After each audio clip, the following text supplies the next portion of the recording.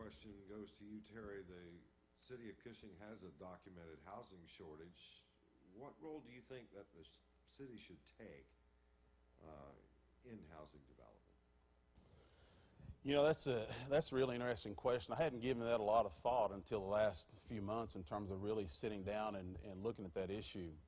I know that there are a lot of vacant lots around town. I know that the city of Cushing actually owns 6 lots here in the city. You look at all the vacant lots and the different opportunities that we have here, one of the things that I learned from our housing meeting that we had is that we have a lot of great potential and we have a lot of great obstacles. You know, you just can't go and throw up a house and go into the middle of a pasture, so to speak, and throw up a house and carve a road through there and put gravel down. It's not going to work. We have codes and things that prevent things like that. I think our role as a city is to do all that we can to entice developers here through some type of proactive, maybe a TIF program that we could have here for residential areas. We're landlocked is another issue that we have here.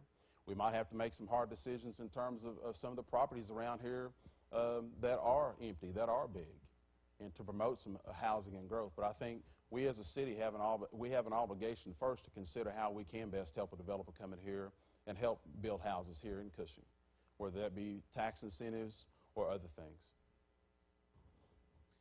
Candidate Siegel, again, the city has a documented housing shortage. What do you think the city what role do you think the city should play in housing development? Well, since I moved in 1988, I think I've been on 11 housing committees at VOTEC, state level, the city level. We've talked a lot. We've actually accomplished very little. I think there's many issues. Developmental people or developers feel that we're a negative place to come to. I've heard all kinds of stuff. One thing I am aware of as being a commissioner for the last 3 years is that we own or have liens on 42 to 45 property we mow all summer long. I talked to Zach, the newly elected county commissioner, and he told me that he had 22 in the city limits that he mowed. So whether we own them or whether we have liens and a possibility to own them, we have utilities, we have meters, we have lots that are available. In my opinion, those should be given to people that are willing with a certain time period, and Stewart would write up stuff for $1 to build a house. I think we need to fill these empty lots, get ad valorem tax, get meters singing just like at the Fontainebleau, if we get those going, and getting utilities so that we have income from these things and we have lots that are blighted and being mowed filled. We have talked to many people about this, and I'm right now in the throes of trying to find out a way that all this can be taken care of. We can get title, but so far I've met a lot of resistance from staff. So that's one of my solutions.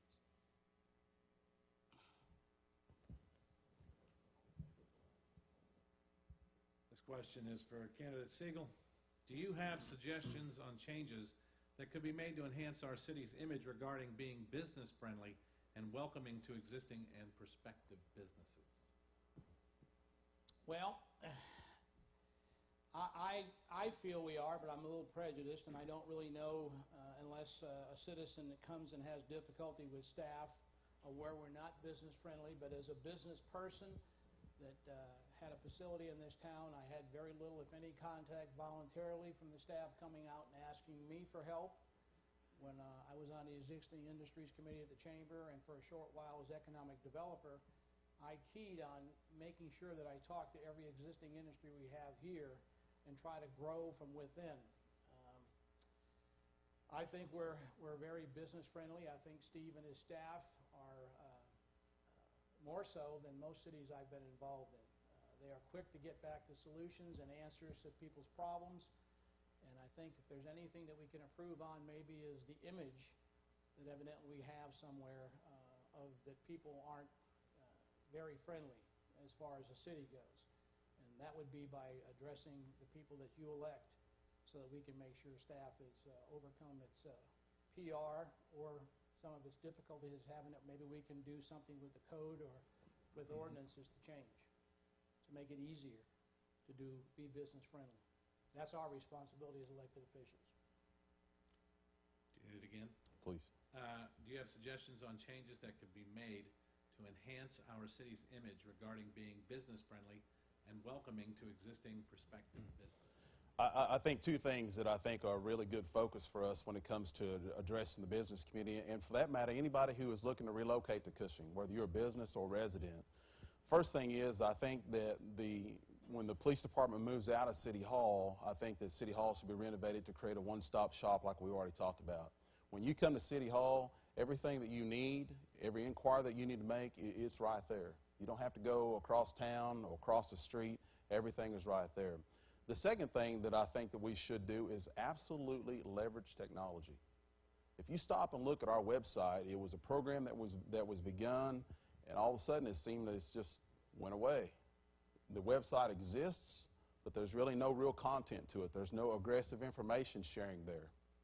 And I think when people begin to look at how do I get informed of what I want to know about Cushing, what do I want to know about our different things that we have going on here, people naturally go to the internet. They look at your website. I work for a private company. One of the things that we've been in process of doing is updating our website, making some changes to it to make it even more friendly to the ones who are coming in, looking at and checking out your company. Same thing would be applicable within the city of Cushing. So I think going back, having a one-stop shop at City Hall with renovations, in addition to leveraging technology to better market and better create an atmosphere by which people can feel like we can go on this website, learn more about Cushing, and get engaged in what's going on here if we want to be a part of Cushing.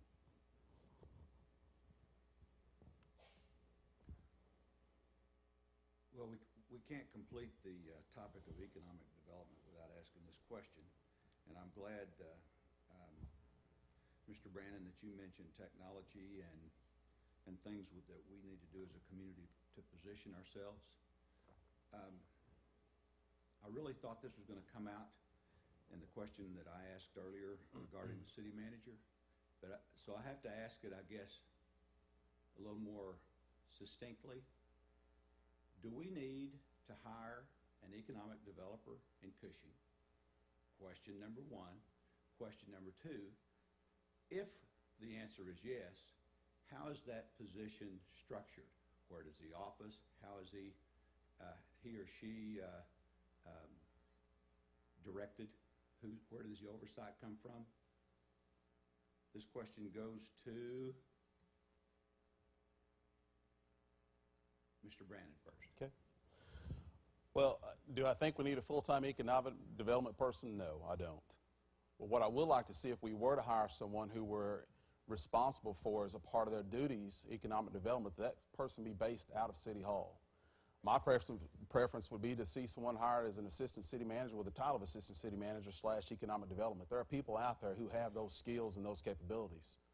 So I would support hiring someone who shared those duties, but I would not support hiring someone who did that full-time here in the city of Cushing.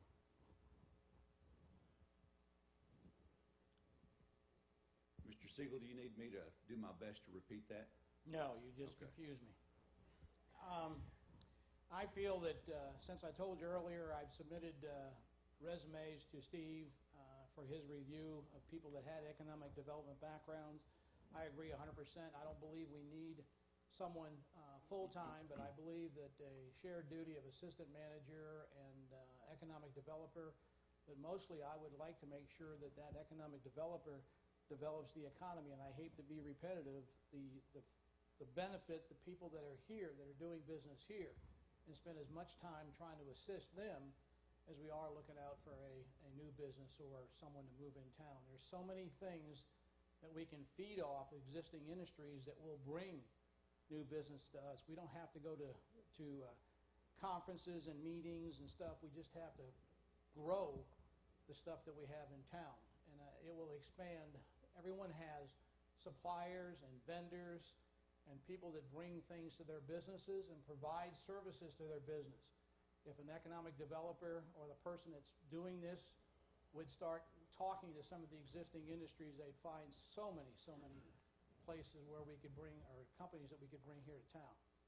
I do believe that we do need someone in the same manner that Terry is bringing up 50/50 to be mentored by Steve and the management of the city, help him with city-related things, but also to take care of his existing industries and finding new ones from within.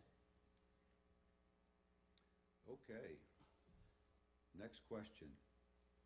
This is under the topic, now we're moving to the topic of quality of life, and Mr. Siegel, you get to address this one first. What's the status of the Splash Park project? Will we get one, when, and where? Well, yeah, I think it's a done deal. We're getting actually bids now. The commission voted to, we know where it's at. We've got the location. We've actually, I think we issued a purchase order for the equipment at the last meeting, and I think it's rocking and rolling, and hopefully it'll be in before most of the season's done. It should be in. And where? It's going to be connected near the pool, so we can use the recycling filter systems. We looked at different things. A lot of communities that we looked at have where you just spray water and it runs into the sewer. We felt that water's too valuable, so we came with a recirculating system. We looked at putting another one at a different site, but we have an existing facility that has more than the capacity to change the water over and refresh it back for the splash park, and that's what we're doing. It will be provided as a geographic club requested for free to the children that utilize it. That's all you asked me on splash park. That is correct. Mr. Brandon, do you need me to repeat that? No, the information that he is giving you is what I understand to be true and correct at the meetings that I have been at, so would support that statement. Okay, this is for you, Candidate Brandon. When the sports complex was built, it was sold with a walking track. It has been years, and still no walking track. What are your thoughts on the city building a walking, jogging track at the sports complex?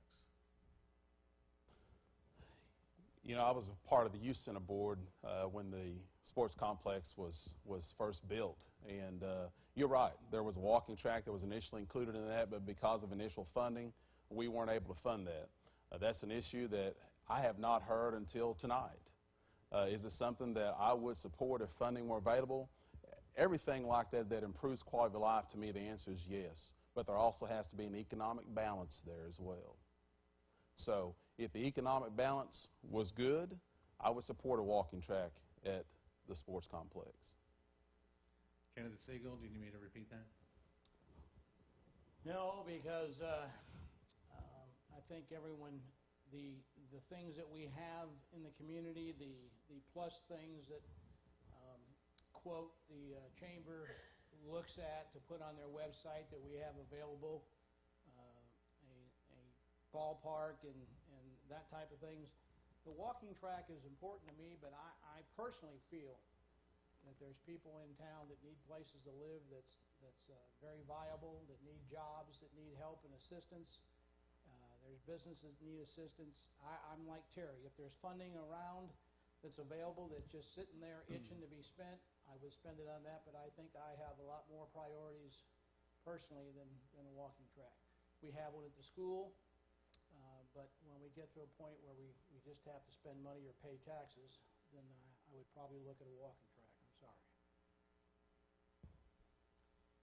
Candidate Siegel, many people consider Memorial Park to be getting kind of run down. What is the long-range and short-range plan for Memorial Park? Well, I really don't know of any long-range and short-range plans at all for the park. I am sometimes, when I go through, I think it's well manicured. I think there's a lot of things that the City Parks Department has done. We got a report last time that they're putting in some concrete abutments and stuff to help drainage.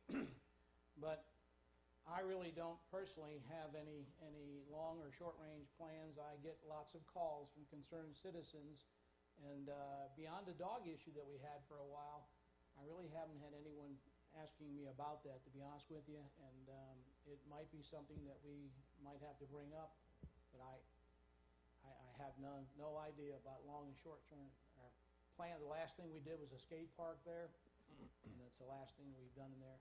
It is, I think, something that needs to be to look at, but again, getting back to funding and stuff, I have nothing on my agenda as a commissioner right now, and no one's brought it up to me about anything to do with the park or asked me why we haven't done nothing.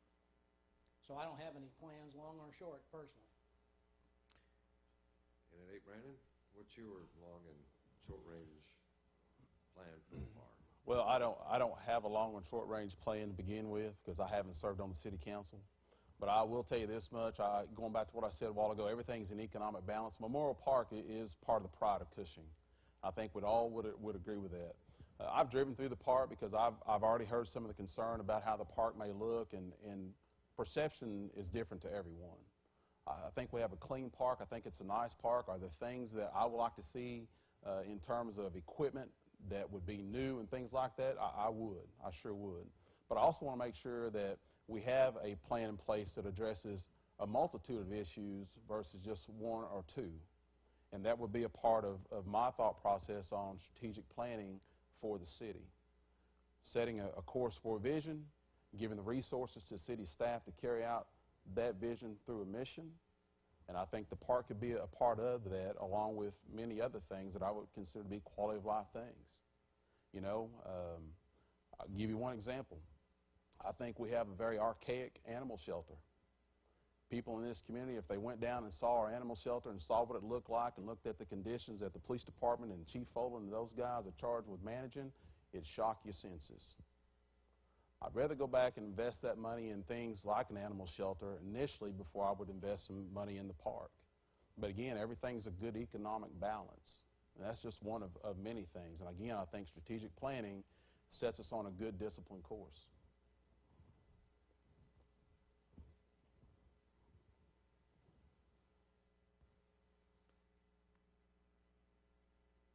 How would you utilize the daycare section of the youth center? That question for Terry. Well, you know, when I served on city staff, that was a question that we kind of battled back and forth. That was before the Public Safety Center came about. One thought process was to relocate some other city services there. I really don't have a good feel for what we should do with the empty portion of the youth center. So that would be my response at this time.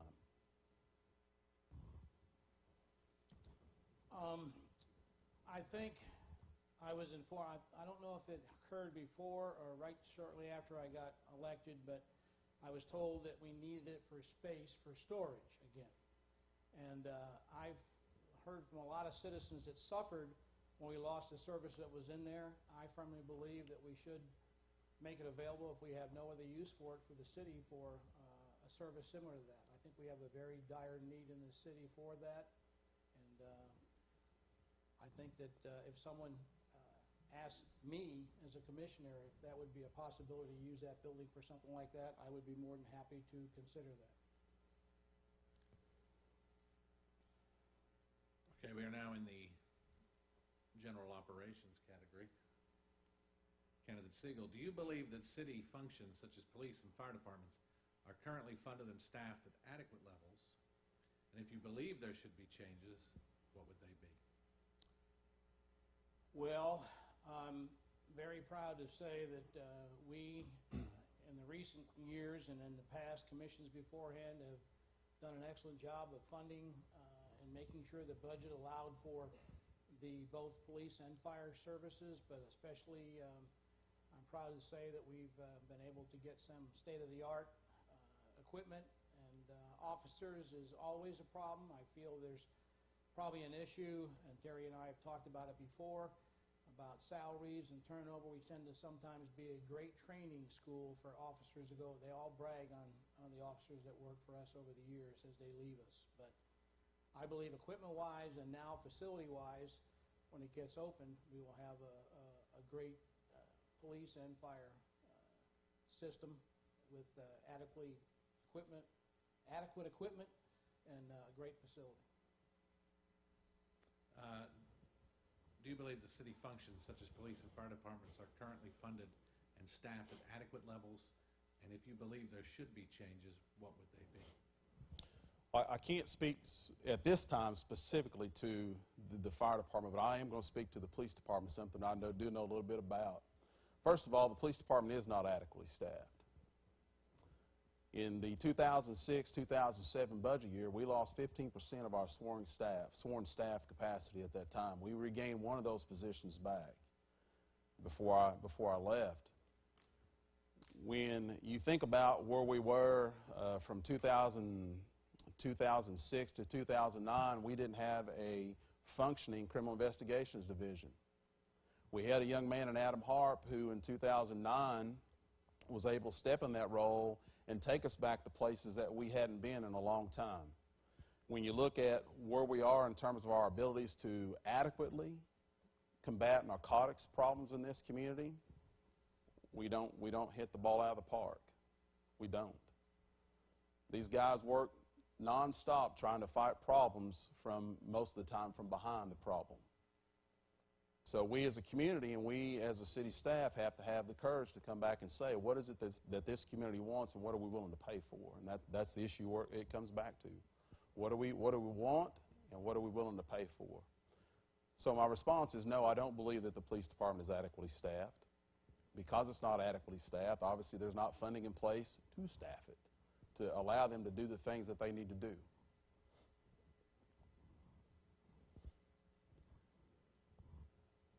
Okay, candidate Brandon, this question goes to you first. How important is it and on what intervals should we revisit the benefit package of city employees and set policy based on what's best for the community and those who fund it, the taxpayers and the utility ratepayers? If you stop and think about it, city benefits is something that I've heard a lot about. Obviously, being a 25-year public employee, city benefits have been in place for nearly 30 or more years. We all know that with benefits come costs. I think as a responsible city commissioner, it's my responsibility as a commissioner to evaluate and assess those costs every year based on the information that is provided to us by staff. In addition to, I think we have an obligation to do our own homework to determine, help determine or foster the thought process, do we have and are we getting the most for our money in terms of benefits? I think all of us would agree that Social Security is not a very adequate thing today. It's not.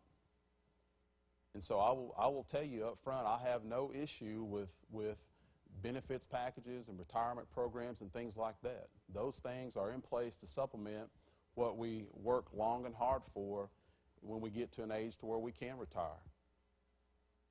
So I think at the end of the day, for me, as a city commissioner, it's my responsibility to evaluate those costs every single year, every year.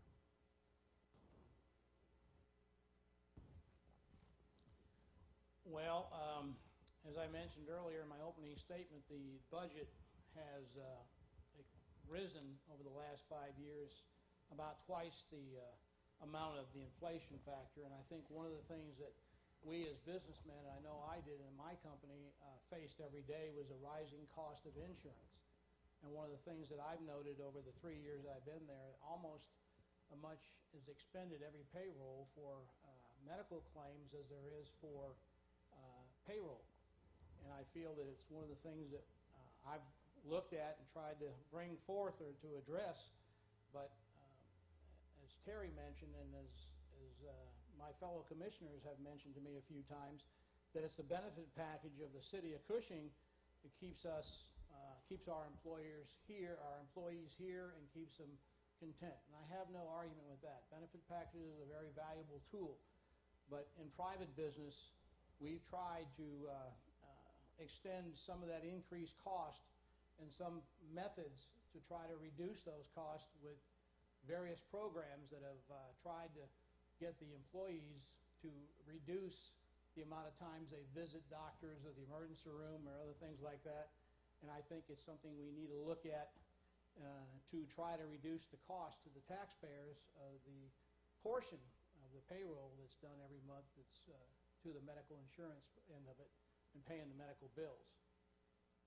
I don't believe that the burden has to be great, but for the 3 years that I've been on, there's been no change in the amount that the city employees pay for their benefit package.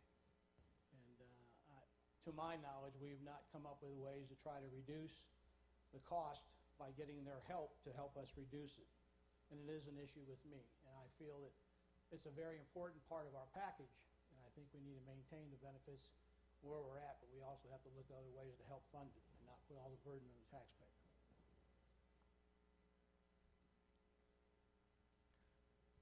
Okay, this one's for Mr. Siegel.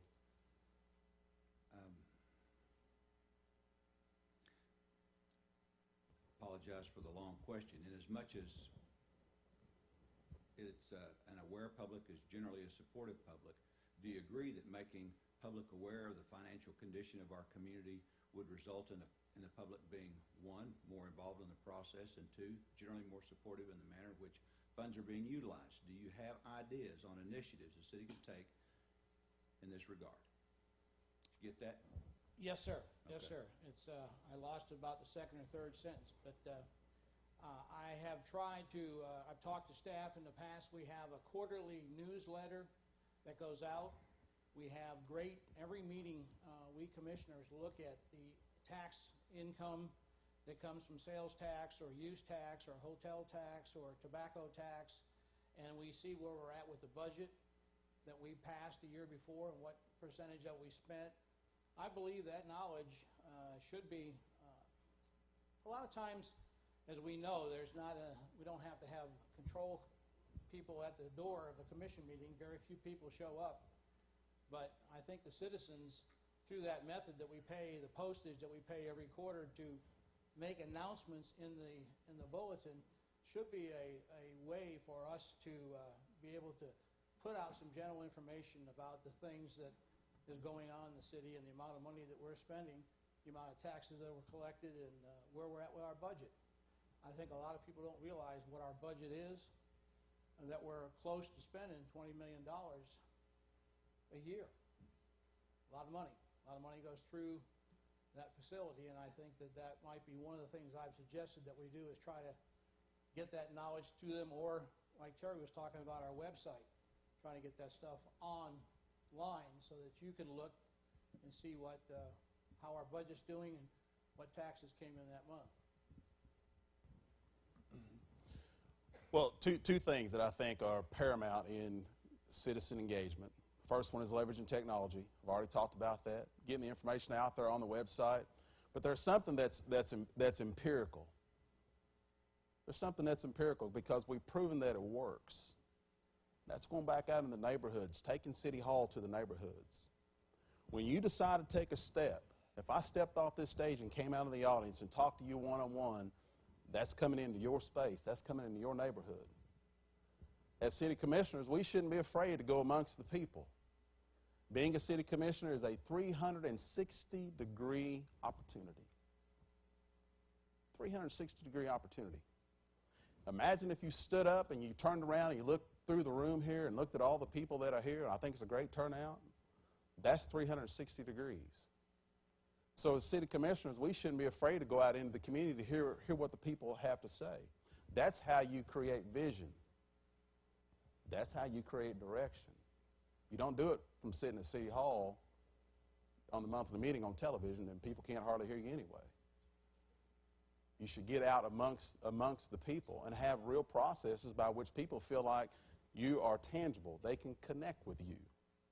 So those would be my two things: leveraging technology, using empirical evidence to get back out into the neighborhoods. If I may interrupt here, we've actually gone a little bit over our time this evening. So we're going to stop this phase of the forum, and I want to thank Mr. Brannon and Mr. Siegel for their time very, very much.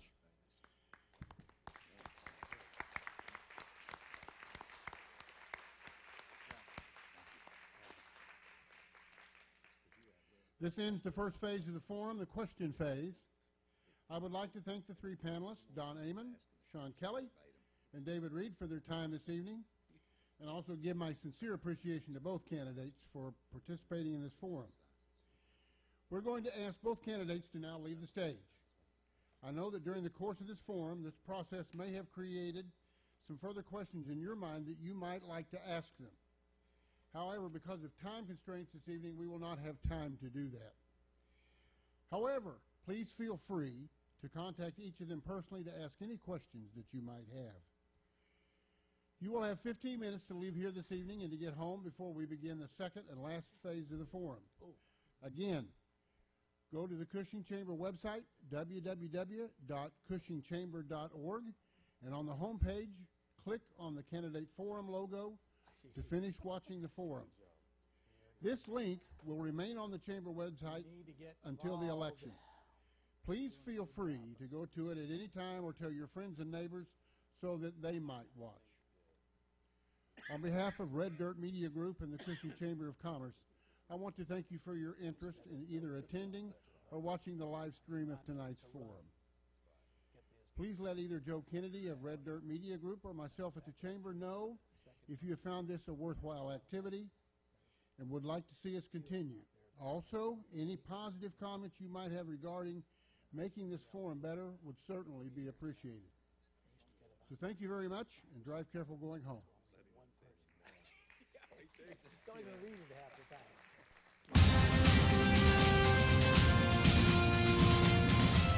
On behalf of Red Dirt Media Group and Cushing Chamber of Commerce, thank you for joining us here tonight for tonight's live broadcast. In 15 minutes, we will have individual post-forum comments from our candidates.